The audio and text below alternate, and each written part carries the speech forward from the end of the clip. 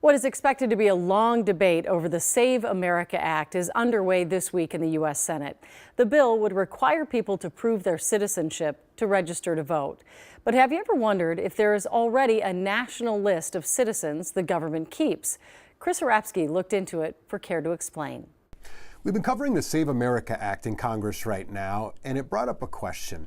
If the government knows who all the citizens are, then why do we have to prove it in order to register to vote? But then that triggered another question.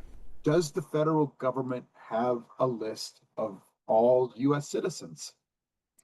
No, it doesn't have a list of all U.S. citizens, and it never has. Minnesota Secretary of State Steve Simon says this typically surprises a lot of people, but there are a number of reasons why a so-called master list of citizens doesn't exist. Remember, we have birthright citizenship in this country, which means if you're born on U.S. soil, you are automatically a U.S. citizen.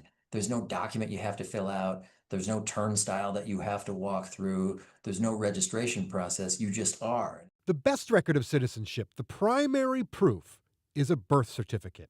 Birth records are kept by hospitals, counties, and states, and not the federal government.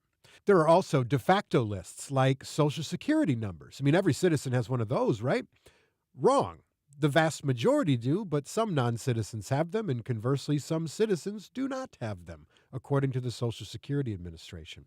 Well, what about the census? That's a people counter, not a registry of citizens. What about taxes? Same thing. Paying taxes does not require citizenship. Kids don't pay. Much of the poor don't pay either.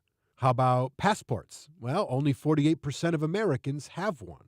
Experts say all this information is kept decentralized for a few reasons, mainly your privacy, but also security. There are only two types of information technology systems on this planet, those that have been breached and those that will be breached. Patrick Edington spent a decade in the CIA, now a senior fellow at the libertarian Cato Institute. If you were to create a giant honeypot, essentially, of digital information on every single U.S. person in this country, there is not a foreign hostile power with a cyber capability to its name that wouldn't be trying to grab that. Would it be helpful or harmful if there were a master list? I think, potentially that would be very, very helpful.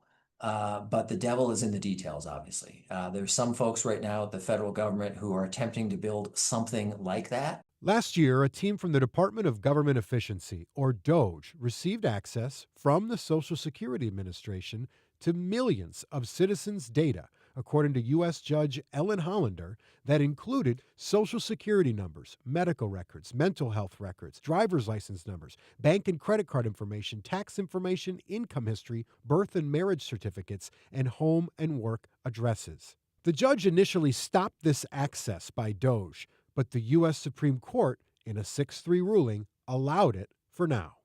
The Department of Homeland Security tells KARE 11 that the information collected goes into a service that verifies citizenship and immigration status by searching available federal government databases. Not a master list, but the closest it's ever been. Well, the Senate is currently in an extended multi-day debate over the Save America Act, with a final vote unlikely before the end of the week. Despite pressure from President Trump, the bill is expected to fail as it's unlikely to reach 60 votes.